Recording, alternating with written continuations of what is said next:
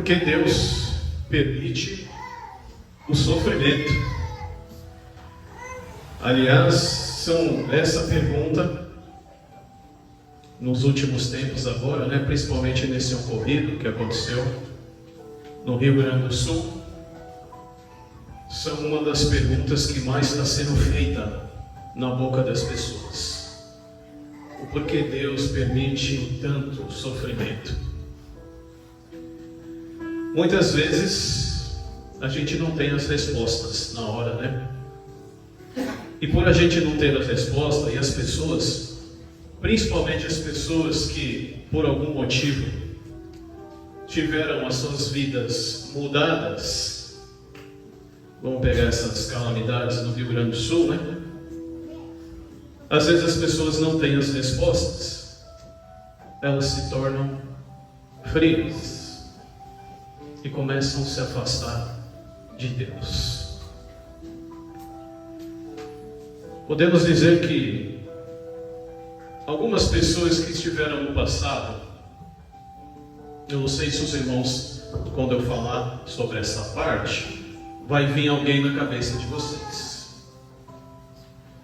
Mas algumas pessoas que estiveram no passado acreditando em Deus, talvez louvando, cultuando, e hoje já não fazem mais por motivos pessoais. Vem alguém na cabeça dos irmãos que no passado cultuava, acreditava, adorava, por motivos pessoais ou falta de respostas, hoje em dia não acredita mais em Deus. E é comum acontecer isso. Nós vamos ver com o decorrer do estudo. Vamos falar sobre os motivos, A Bíblia fala que no tempo do fim o amor da maioria ia se esfriar, devido ao aumento do que é contra a lei e as coisas erradas. Por verem tanta maldade no mundo, agora são as respostas das pessoas, Por verem tanta maldade no mundo e Deus não se importar com as pessoas, chegam a cogitar até mesmo a própria existência dele. Já ouviram falar isso? As pessoas, se Deus existisse realmente, Ele não ia permitir tanta maldade. E aí começa a pessoa a criar dúvida na mente sobre a existência do Criador, e ela começa a passar isso também para outras pessoas. Isso é que nem um efeito dominó. Mas a Bíblia falou que isso seria situações do tempo do fim. Como podemos chamar essas pessoas?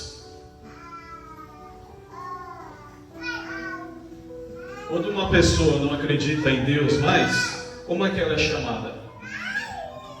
Alguém tem uma ideia? Da irmã Rita? Apóstata. Nesse caso, é ateu. Ateu. Eu vou pedir para o irmão Welber, por favor, irmão, pegar o microfone. Já fica com ele na mão, por favor.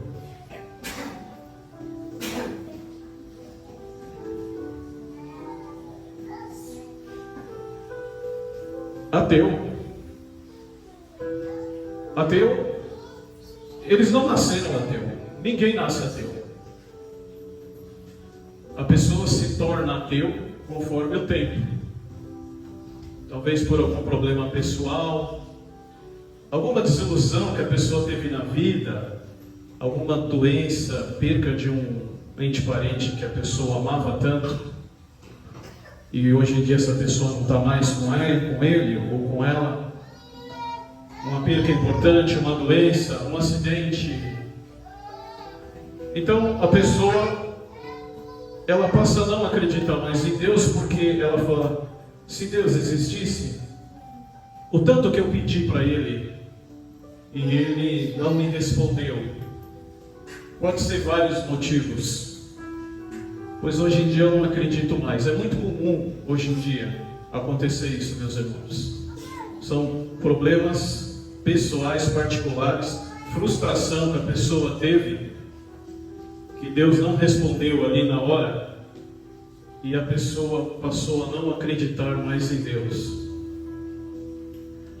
Um ateu é uma pessoa que não acredita em um ser divino e poderoso e invisível, que criou tudo e todos, e que exige a adoração exclusiva de toda a humanidade. Conforme eu falei, a maioria deles não nasceram assim.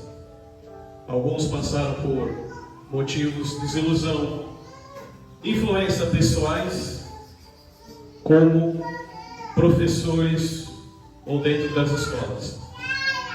Os irmãos já ouviram falar no processo da evolução, não da criação? O processo da evolução, meus irmãos, é muito comum dentro da faculdade. Qualquer curso que você for fazer dentro da faculdade, onde entra a ciência, que é a evolução, e Deus, que é a criação, dentro da faculdade não vai pregar a criação. Na faculdade vai pregar a evolução. Então, existe um grande perigo para pessoas que servem a Deus, jovens, que servem e acreditam em Deus, quando elas chegarem na faculdade, se não tomar muito cuidado, com certeza vai haver um processo de reversão. Aquele jovem, o seu filho, que tanto acreditava em Deus, corre um sério risco na faculdade, ele já não acredita mais no processo da criação, porque lá não se prega a criação, sim a evolução. Então isso é muito comum, é um dos meios de você se tornar ateu também, na escola, na faculdade. Tem que se tomar muito cuidado, porque ali realmente existe o processo de reversão. Eu vou ler um texto agora, Isaías 43:10, a parte B só. Isaías 43, versículo 10. Parte D, a parte final. Antes de mim, nenhum Deus se formou, e depois de mim, nenhum houve ou haverá. Eu contei essa experiência para os irmãos da faculdade, porque eu tenho uma experiência para passar para os irmãos que aconteceu exatamente com um vizinho em São Paulo. Na época a gente cresceu junto, praticamente dentro de uma denominação religiosa, e era uma família muito bem assim, regrada nas coisas espirituais.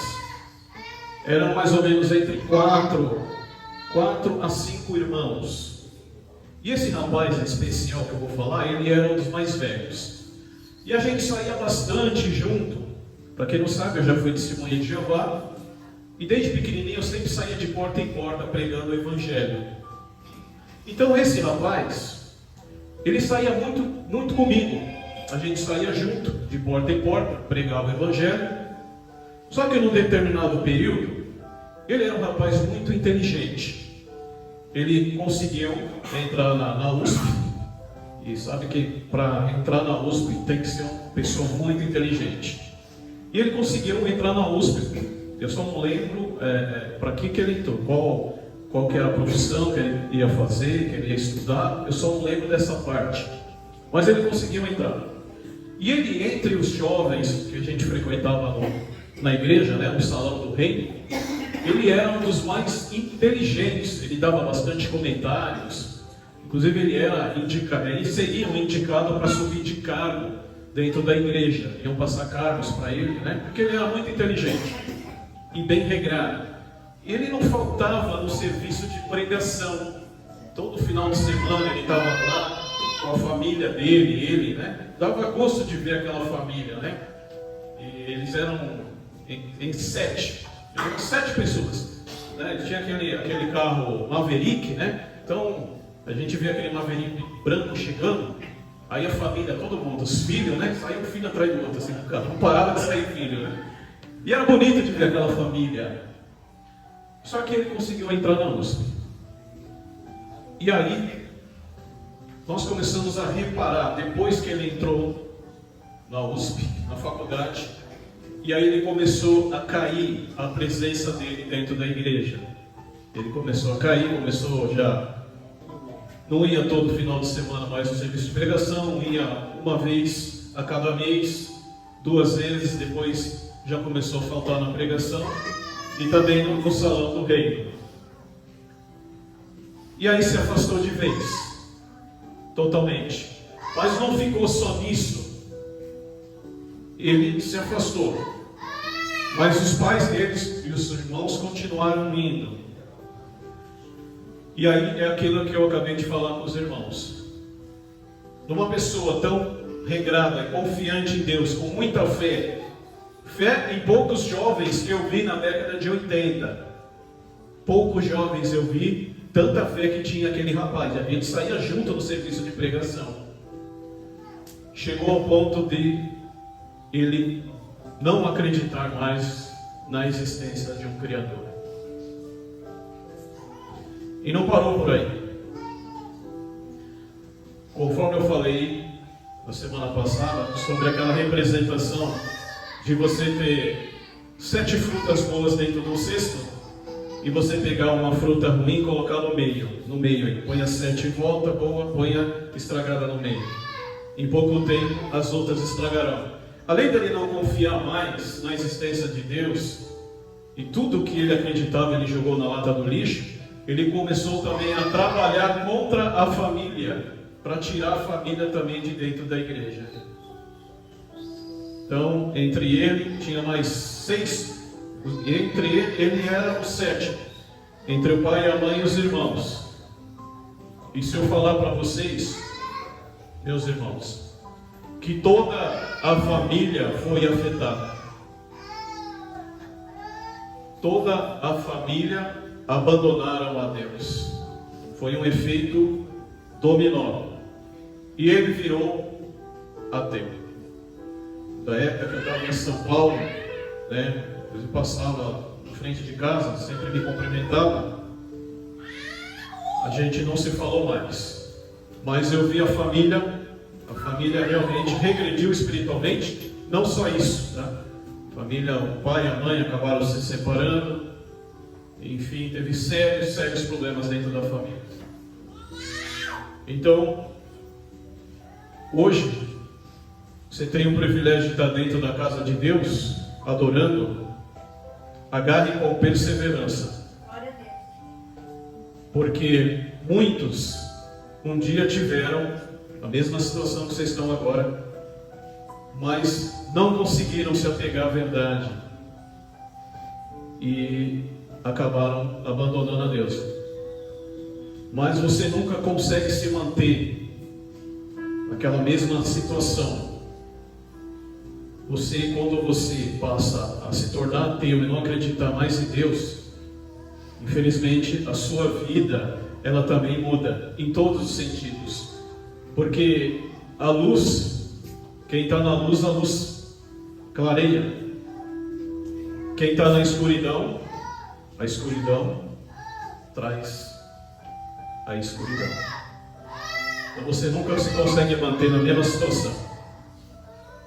Então, nesse tempo do fim agora, quem está dentro da igreja, escutando a palavra de Deus, nesse tempo do fim, agarre, irmãos, com muito carinho, muita determinação, e por nada, por ninguém, por anjos, por ninguém, não deixe, em hipótese alguma, escapar isso de suas mãos. Porque infelizmente muitos serão chamados e poucos serão escolhidos. Amém, igreja? Amém. Bom, o nosso Deus, Ele tem um tempo determinado para tudo, levando em conta que o nosso tempo é diferente do tempo de Deus. O nosso tempo é o Cronos, o de Deus é Kairos. Os irmãos sabem, um dia para Deus, quantos dias representa para a humanidade? Alguém tem ideia? Então vocês já estão sentados? Então vamos ver na Bíblia. Continue sentado. Vamos ver. O que significa um dia para Deus com o nosso tempo? É 2 Pedro, capítulo 3, versículo 8 e 9. Alguém da assistência gostaria de ler? 2 Pedro, capítulo 3, versículo 8 e 9. Quem gostaria? O 8. A irmã Rita, Elber. A irmã Rita.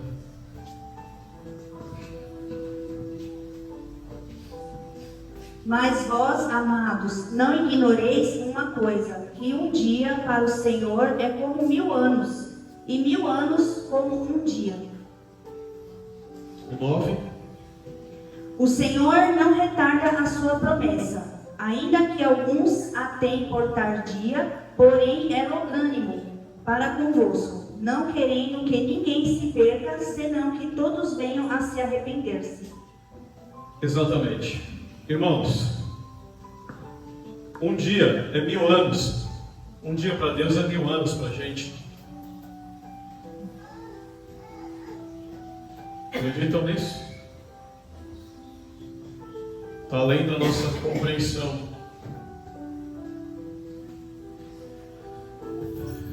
Aqui vem falando que Deus não quer que ninguém morra na terra, mas Ele dá tempo suficiente para que todos alcancem o arrependimento. Amém. Por isso que Deus é paciente. Aliás, do jeito que a terra anda, Deus já teria toda a condições de recomeçar tudo de novo. Não precisa dar satisfação para ninguém. Do jeito que a terra já anda, toda a terra, já poderia começar do zero novamente. Mas Ele ainda é paciente. E as pessoas não entendem isso. As pessoas querem mudanças rápidas. Alguns servos do passado que serviam a Deus acabaram perdendo as suas vidas justamente por falta de paciência e falta de fé. E que não é muito diferente dos nossos dias. Vocês lembram daquele povo que não esperou? Lembra que a gente considerou, não esperou Moisés descer com os 10 mandamentos? Não tiveram paciência, fizeram um bezerro de ouro para poder adorar a Deus. Os irmãos lembram quantas pessoas morreram? Não faz muito tempo, hein? Olha a lição a escolinha de quarta-feira, hein? Os irmãos lembram quantas pessoas morreram naquela noite? Tem uma ideia, irmão Geraldo? Mais ou menos 3.000 homens morreram por causa, não tiveram paciência. A falta de paciência, ela é muito interessante, porque quando eles ficaram presos no Egito, foram 400 anos. Um pouco mais de 400 anos, eles ficaram presos. Moisés veio com a mão poderosa de Deus, libertou eles. Eles atravessaram o mar, morreram todos os egípcios. E aí eles foram buscar, Moisés foi buscar o Monte Sinai, as leis. Eles não conseguiram se manter puros nem um mês. Ficaram 400 anos. Ficaram 400 anos lá, pedindo a libertação como escravos. Depois que eles foram libertos, eles não conseguiram ficar nem sequer 30 dias ali puros.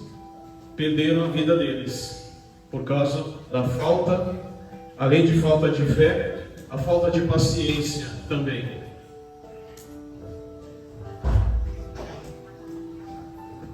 Isso também serve de exemplo para os nossos dias, porque às vezes a gente faz um pedido para Deus, não é verdade?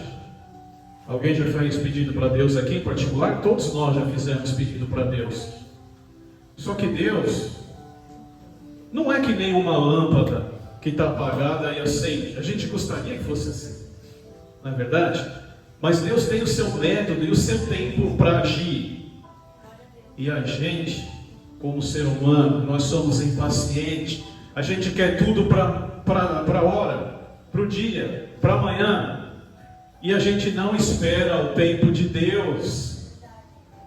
E a gente acaba tomando a nossa própria decisão, a nossa iniciativa.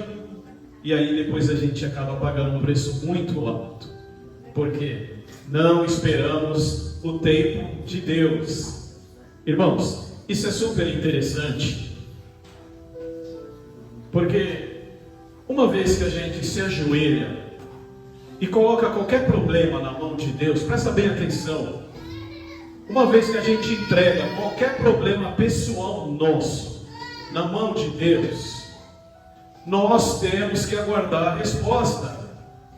Deus não é mudo, Ele não é surdo, Ele não deixou de te ouvir. O nosso Criador, Ele está atento às súplicas dos justos. Então, se você coloca qualquer problema particular na mão do Senhor, é necessário que você aguarde um tempo designado para a resposta de Deus. Ele jamais vai deixar de te ouvir, mas você terá que ter fé e aguardar o tempo dele. Você aguardando no tempo dele, ele vai te dar resposta. E vai ser a melhor resposta. Tenha certeza disso. Amém, igreja?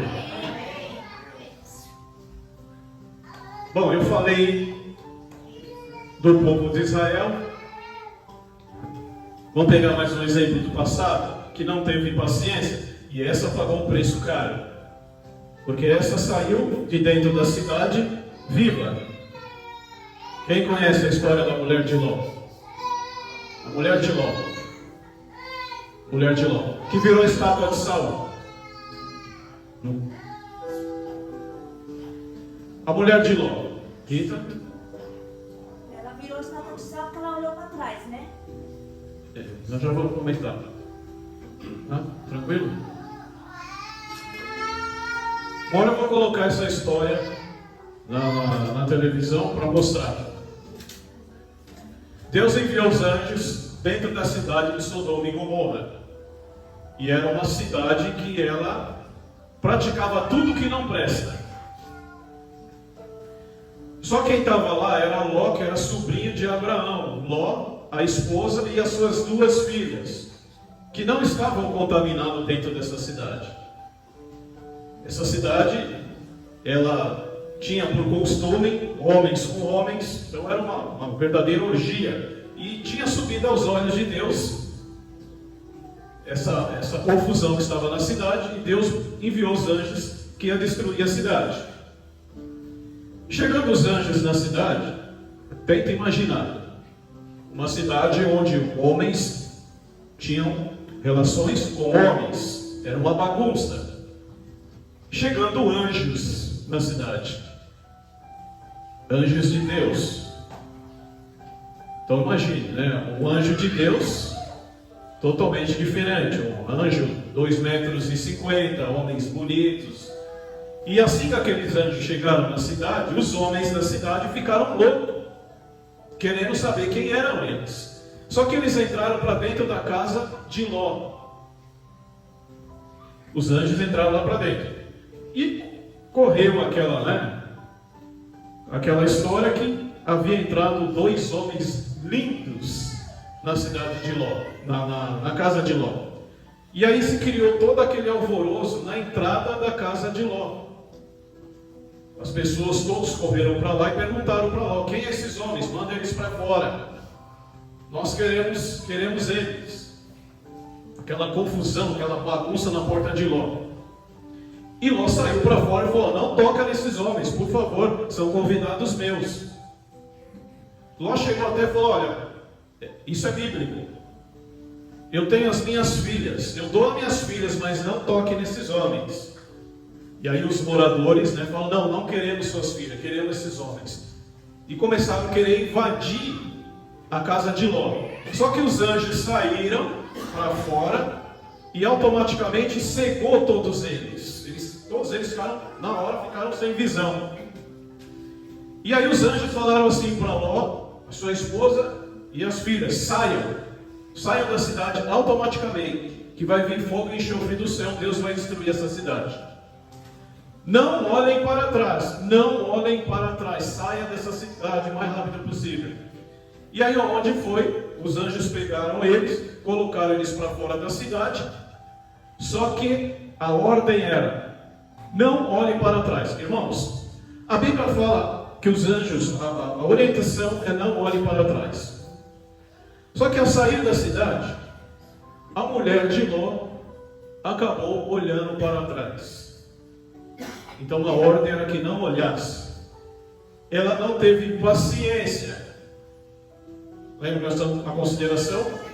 A falta de paciência faz com que as pessoas comecem a tomar, né, posições na vida próprias e acabam pagando um preço alto. A orientação é: não olhe para trás. A Bíblia não fala se ela esqueceu alguma coisa, se ela pegou, voltou para pegar alguma coisa, ou se ela esqueceu. Não, a Bíblia não fala. A Bíblia fala que ela olhou para trás. Ela apenas olhou para trás. E a ordem era que não olhasse, que a cidade estava sendo consumida por fogo e enxofre. E ela olhou para trás, automaticamente ela foi morta. Na hora, o corpo dela congelou, virou uma estátua de sal e ela faleceu. Isso é um exemplo para a gente. Hoje, a orientação também é que a gente não olhe para o mundo. Não olhe para o mundo. Temos que caminhar fixando nossos olhos nas coisas vindouras lá na frente, porque o nosso prêmio está lá na frente, que é a nossa vida do nosso Senhor Jesus Cristo, que vai separar as ovelhas dos cabritos. Então nós temos que olhar para frente e não olhar para trás. Existem várias formas de olhar para trás, meus irmãos. Isso é um grande exemplo para a gente. Um exemplo também que Deus, embora Ele não poupou a mulher de Ló. Ela saiu salva. E tinha a esposa Ló, as duas crianças. Então era uma família. Saíram de lá vivos. Ló não tinha outra esposa. Mas Deus não poupou ela, porque ela foi desobediente. E para nós hoje em dia, sirva de lição. Se a gente ficar olhando sempre para esse mundo atrás, eu ando para frente e dou uma olhadinha para trás, e vou para trás e olho, eu não consigo me libertar das coisas do mundo, e fico olhando para trás, e dá um passinho para frente, não liberto, e olha para trás, vai chegar uma hora que a gente também vamos se perder no meio do caminho. Como muitos se perderam. Estão se perdendo hoje, pessoas no passado se perderam, e nós também podemos se perder. Lembramos que a gente não está sozinho. Lembra? A nossa luta não é contra carne e sangue, mas contra principados e potestades que trabalham contra a gente. Amém, igreja? Deu para entender, meus irmãos? Para de olhar para trás. Como é que seria isso? O que me afasta? O que não permite eu de continuar firme com Jesus? O que sempre me tira do foco? O que você faz? Joga de lado. Não fique olhando para trás. Porque haverá tempos que não serão favoráveis. E na hora que você quiser se libertar, vai ser tarde demais. Agora é o momento favorável. Então, o que me atrapalha, o que me tira, o que me puxa de lado sempre para me tirar do caminho de Deus, da igreja, não fique olhando para trás. Jogue de lado, caminho em frente, buscando sempre a nosso Senhor e Salvador Jesus Cristo. Amém, igreja?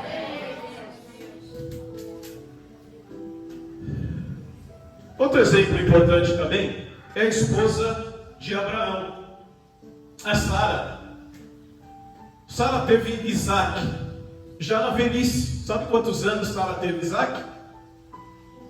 Alguém sabe? 91 anos de idade.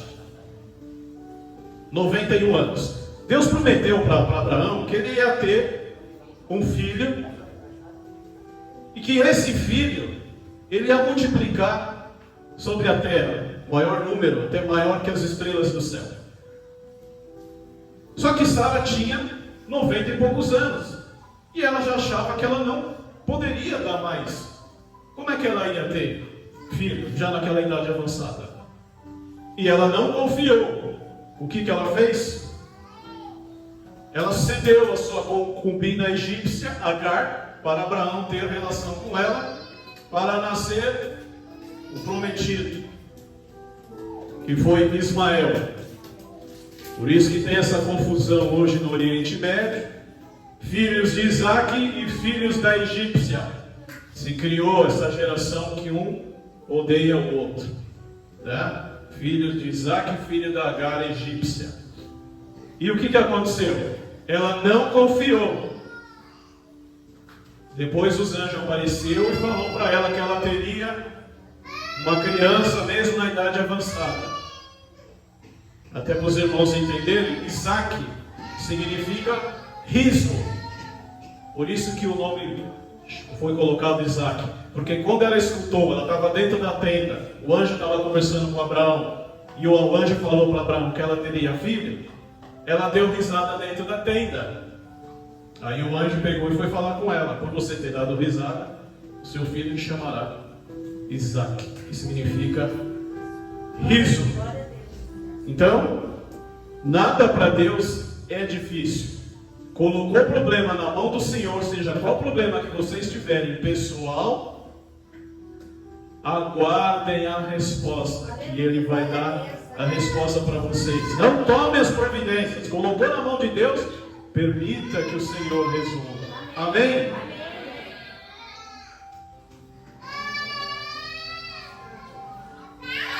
Vamos ler Atos capítulo 17.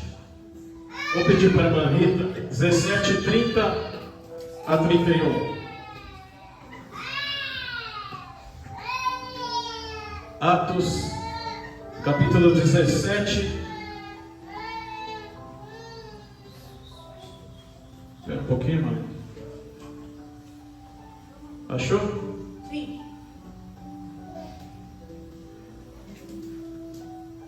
Pode ler o 31.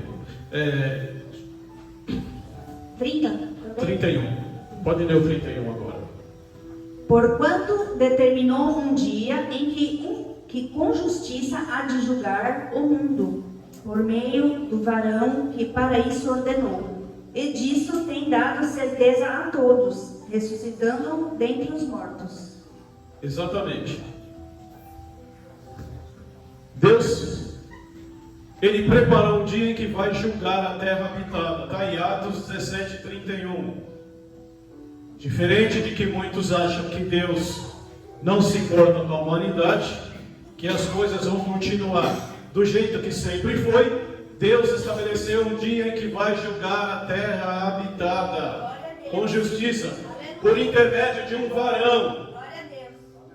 E por isso Ele determinou e ressuscitou. Nós estamos falando de Jesus Cristo. Deus fixou um dia que vai julgar a terra habitada, e sabemos que esse dia está bem próximo. Glória a Deus, aleluia. Amém, igreja? Amém. Guarda esse texto, é importante.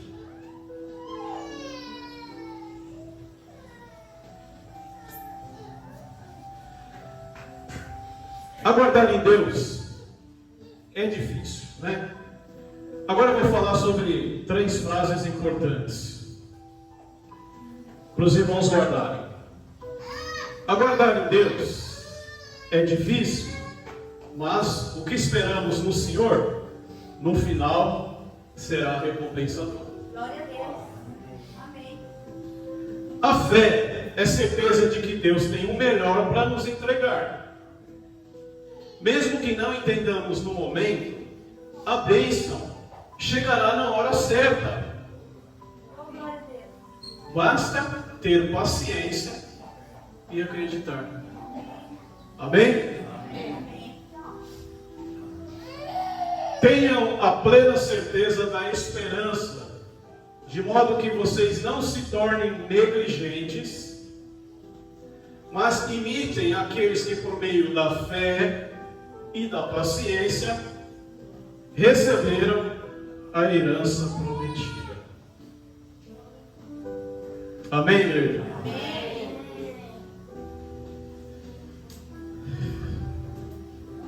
É muito importante que os irmãos não esqueçam do que vocês escutaram hoje, porque muitas pessoas hoje em dia já abandonaram a fé, já não acreditam mais na salvação, não acreditam mais no novo mundo governado por Jesus, não acreditam mais na existência de um Criador. A fé dessas pessoas murcharam, que nem uma flor, de um dia para o outro, quando você não rega ela. Então, é um grande privilégio hoje para as pessoas, nesse tempo que estamos vivendo, que estão escutando a palavra de Deus. Porque o tempo do fim vai vir numa hora que todo mundo vai ser pego de surpresa. Vai pegar todo mundo de surpresa. Até mesmo aqueles que estão andando no caminho de Deus, fazendo tudo que é certo, fazendo a vontade dele. Esses também serão pegos de surpresa. Porque Deus vai vir numa época que ninguém vai estar esperando. Mas digamos que esse dia fosse hoje. Se Jesus viesse hoje, você estaria cônscio da sua salvação? Você fez tudo que Deus pediu para você fazer? Nada te atrapalha? Nada te acompanha que hoje poderia estragar a sua relação com Deus? Se você tivesse que entrar numa fila para ser absolvido ou condenado, você entraria nessa fila ciente que você iria lá na frente absolvido para a vida eterna? Ou você entraria nessa fila de cabisbaixo, ciente que você não conseguiu se desfazer de tudo que te prejudicava? Isso é muito importante, porque nós temos que viver essa época do tempo do fim todos os dias, como se fosse acontecer no dia. Porque quando isso acontecer e você não conseguir se livrar, você estará no processo de julgamento. Então, o conselho que eu dou para vocês, meus irmãos, eu vou ler um texto aqui, 2 Coríntios, capítulo 7, versículo 1.